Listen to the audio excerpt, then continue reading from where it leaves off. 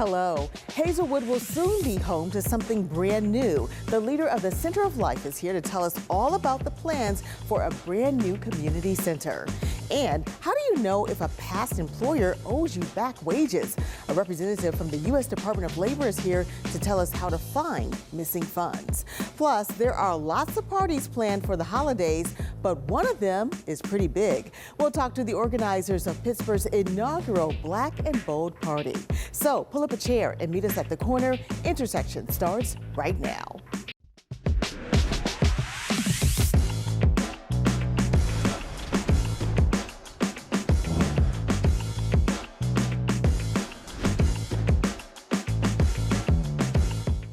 Hello, I'm Lisa Smith, the Director of Community Impact at KDKA+, and the host of Intersections.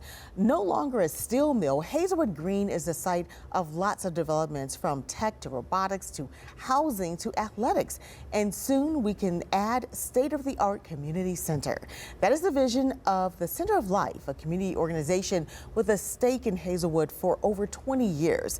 Tim Smith is the CEO of Center of Life, which recently announced the plans for the newest addition to benefit Hazelwood residents, and he joins us now to talk a lot about this new project. Thanks so much for being here. Thank you for having me. Yeah. Good to be here. Yeah, so tell me a little bit about the vision for this community center. Like, when did it start and what does it really entail?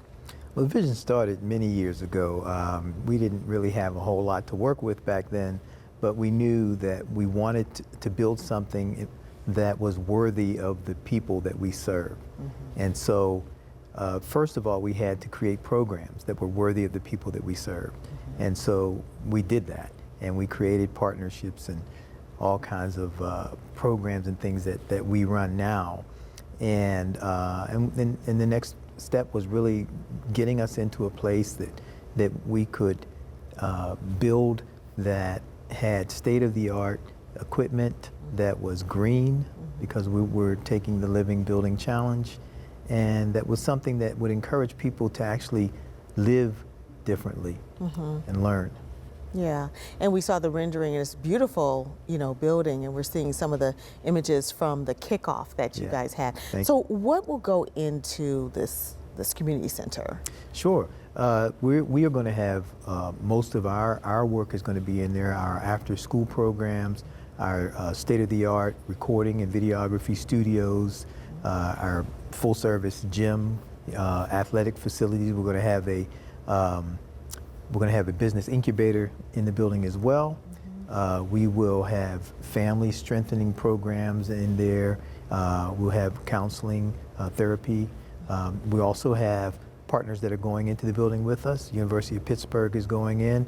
Their community engagement center, which will include their nursing school, their nursing school and their Office of Child Development, and then we also have our local early learning center that's going to be in the building, which is COTRAC, which is the Council of Three Rivers American Indian Head Start. And then our federally qualified healthcare center is going to be in there as well. Yeah. Explain the significance and importance of having this facility at Hazelwood Green. Well, I think the significance is, Hazelwood Green is called Hazelwood Green, but when I say we, I mean the community, we see Hazelwood as one Hazelwood.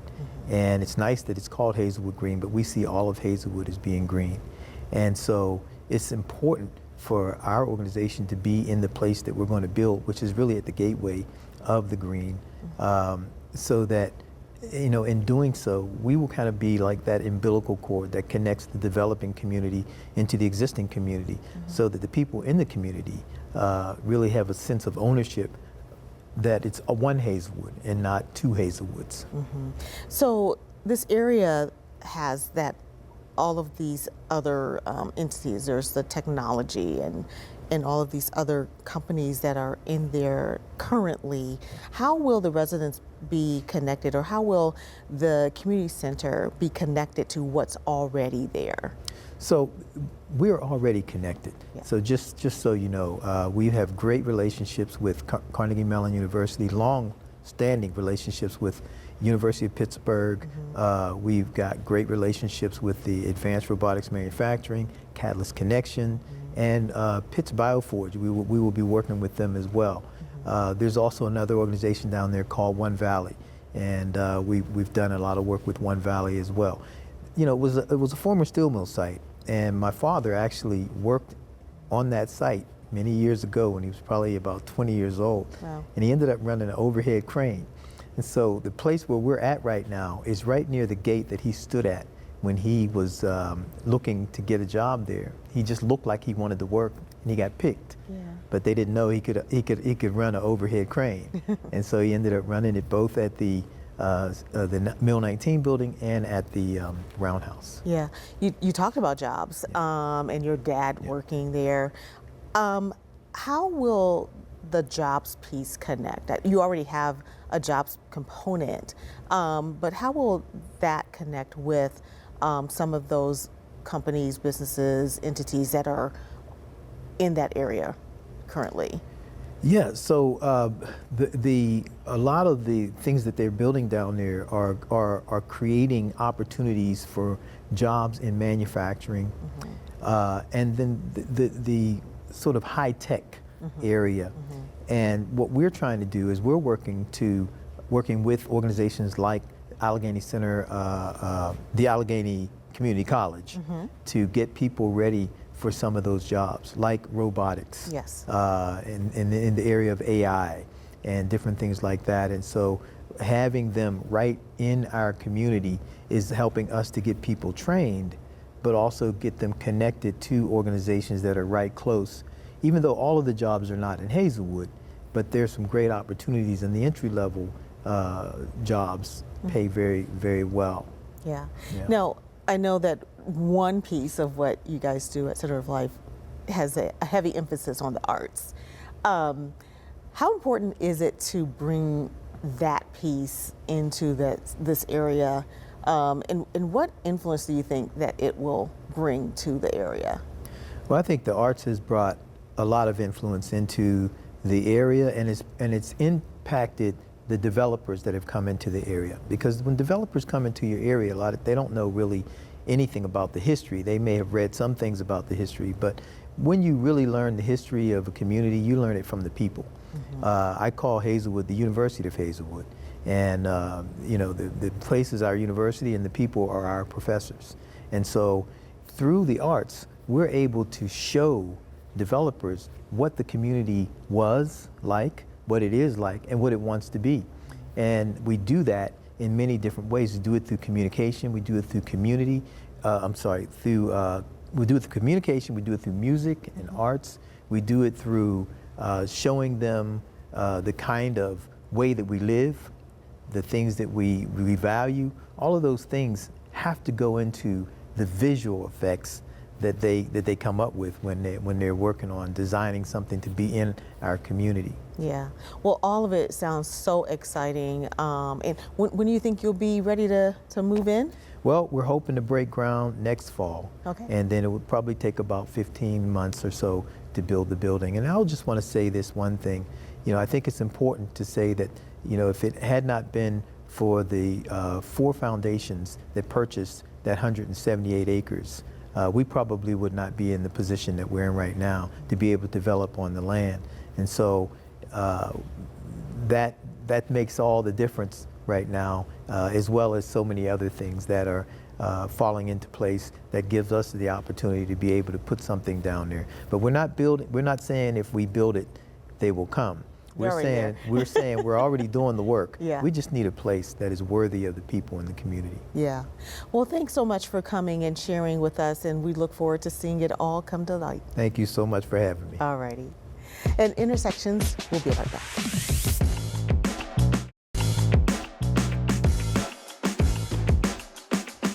Well, according to the U.S. Department of Labor, close to 10,000 workers across Pennsylvania are owed well over $18 million in unpaid wages. So how do you find out if you're owed money, and how do you get it back? Well, John Dumont is the director of the U.S. Department of Labor Wage and Hour Division in the Pittsburgh District Office, and he joins us to break down the details on back wages. John, thanks so much for being with us today. Thanks for having us, Lisa. Absolutely. So, how common is this of an issue? I'm sure a lot of people would be surprised to know that there's that much money out there. Well, our agency conducts a whole host of investigations under various federal statutes. By far, the largest one is the Fair Labor Standards Act. And over the last few years, we've collected over $1 billion, which is due about 615,000 employees. So we're not always successful in locating all the employees. They move, they don't leave forwarding addresses, they change jobs. And our aim is to get this money into the hands of the employees as soon as possible. So on our website, we have a tool that employees can go to. It's called Workers Owed Wages, or the acronym would be WOW. And they can go enter the name of the company, enter their name, and find out if we are holding money for them. Yeah. So, are there certain industries where this seems to happen a little more frequently? We do focus on more vulnerable employees, more industries where we find those violations, the construction industry, for example, the restaurant industry, healthcare, warehousing. That's the large industries that we focus on right now. We also focus on child labor is a big area right now, retaliation, misclassifying employees as independent contractors. So that's where we try to focus our resources. Yeah. So I know you mentioned independent contractors, and sometimes it's an issue regarding how a worker is classified. Are they classified as an employee or an independent contractor? How can people tell the difference? Under the Department of Labor, and I'm giving you the federal laws now, you could check with your state laws for some of these, but under the U.S. Department of Labor, we use what's called a six-part economic reality analysis. And it's a balancing test. You know, we look at the opportunity for profit and loss, the investment the worker has, the degree of performance of the work, you know, who has control, is the relationship an ongoing one? For example, a true independent contractor would come in, do their job, and typically be gone after a set period of time, whereas an employee would continue on with that relationship. The extent to which the work is performed is an integral part of the potential employer's business, and the amount of skill and initiative involved. So those are all the balancing factors we look at. For an employer to classify an employee as an independent contractor, it really takes them out of the protections of the Fair Labor Standards Act, which means they're not entitled to overtime, minimum wage. It also robs them of unemployment, Social Security. So there's a lot of agencies that are involved and a lot of repercussions to misclassifying an employee as an independent contractor. So that's something we look at very closely. Yeah. So how do you find out if someone has not been, paid what they should be paid? Do people contact your office, or do you get tips? How do you find out that there's an issue? We conduct our investigations based on complaints indirected. So it doesn't necessarily have to be someone contacting us. We can go in and look at any industry or any company that we feel there could be a problem. Typically, it isn't disclosed why we're there, but the investigations are done the same way regardless. We go into a company, we'll meet with the employer, we'll review the records, we'll take statements from employees and make a determination as to whether they are in compliance or not. And then real quickly, I want to circle back to the independent contractor, because sometimes people sign a contract as an independent contractor. If you sign a contract, does that mean that you are an independent contractor? No, it does not. And we see those. The employer will have a contract, an agreement where they agree to be paid as an independent contractor, issued a 1099 form, but that is not determinative of the relationship. It's pretty much the six-part analysis I talked about, and that's contained right on our website. Mm-hmm. We have a fantastic website for employees and employers. It's DOL.gov. When you get on there, just click on the agencies, go to the wage and hour division. We have tons of information, not only on the SWAL program, But as far as training materials, how to be in compliance with various aspects of the act, so it's very good. Okay, and then we'll show that website on our screen also, because it also has how they can go online and plug in, I guess, a little information for the tool. How does that tool work? They can go online, put in their name. They can put in the name of the employer they work for, where they believe they maybe do back wages from, and it'll let them know if they do find they're due back wages. They can fill out a claim. We'll send them a claim form. They fill out a little information, provide some documentation, such as a copy of a Social Security card or a W-2 statement or a pay stub. Once we confirm that, typically takes about 6 weeks if they are due money to get them a paycheck, the back wages that they're due. We can only hold their back wages for 3 years. Then we have to turn it over to Treasury. So our goal, like I said, is to try to get these back wages to the employees as soon as possible. All right. Well, we really appreciate you coming and sharing that information. It's really important. And thanks so much again. Thank you. All right. Coming up, a new holiday party designed to celebrate the resiliency of Pittsburgh. Intersections. We'll be right back.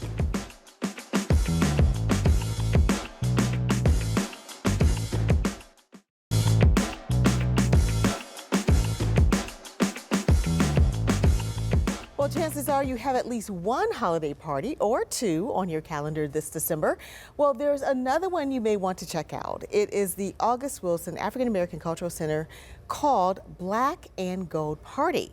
And here to tell us what it's all about is Janice Burley Wilson. She is the president and CEO of the August Wilson African American Cultural Center, along with Tanel Dorsey, a salon owner, entrepreneur, and one of the party hosts, and Keegan Bryant, the DJ for the evening. Thank you all so much for coming. Thank you for having us. Yes, Yeah. amazing. So Janice, kind of start us off. This is kind of a new idea. Tell us about this party. Yes, it's a brand new event that the August Wilson Center is hosting.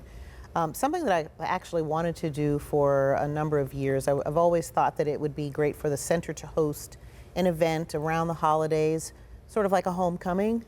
So when people come in from out of town, they know that they can connect with their friends and their family that are here.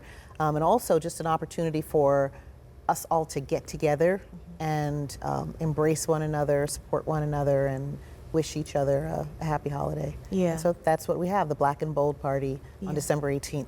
Yeah. So I know there's like this vibe that you're trying to have with like some throwbacks, you know, there's a Teenie Harris pictures and things like that that you're kind of offering as inspiration. Yeah. Tell us about that.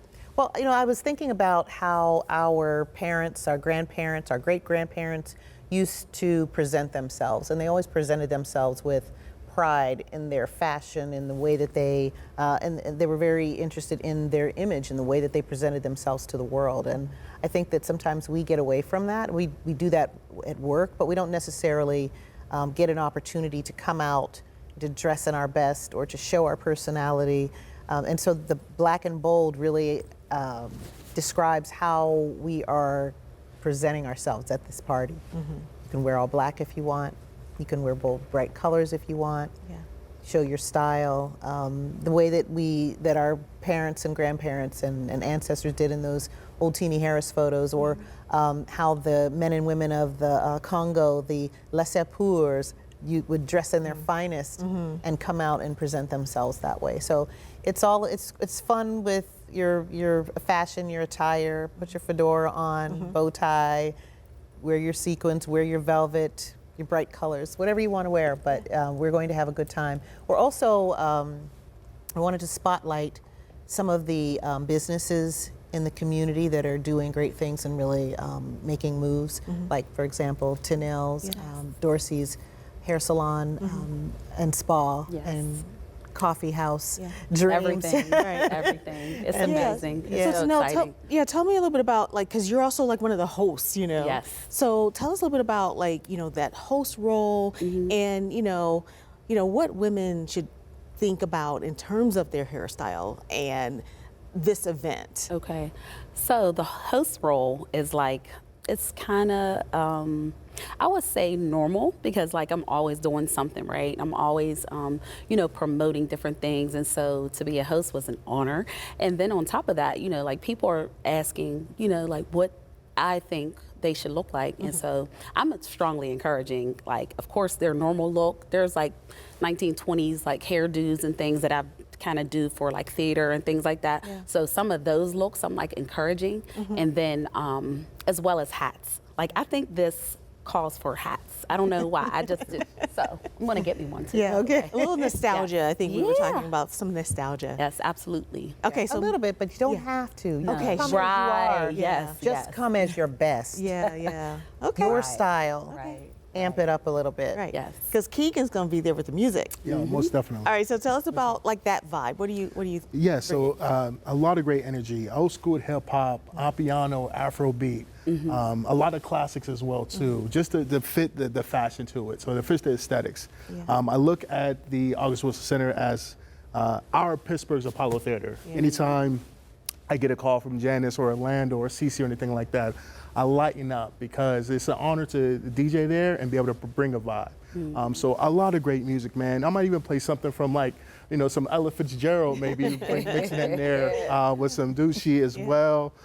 So yeah, I'm really excited and going to bring some really great energy to this event. Yes. Well, sounds like a lot of fun. Oh yes, most definitely. Yeah. Excited. Yes. So Janice, in terms of like how people can learn more, find more information, I guess they can go to your website. Sure. You can go to our website, which is awaac.org.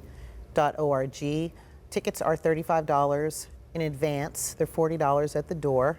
There will be a cash bar. We'll have a guest chef on site, so food will be for sale.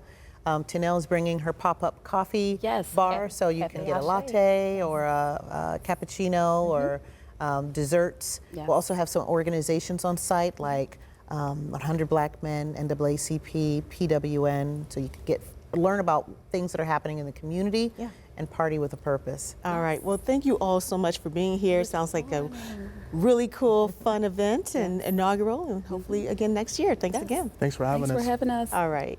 And I'll have my last word when we come back.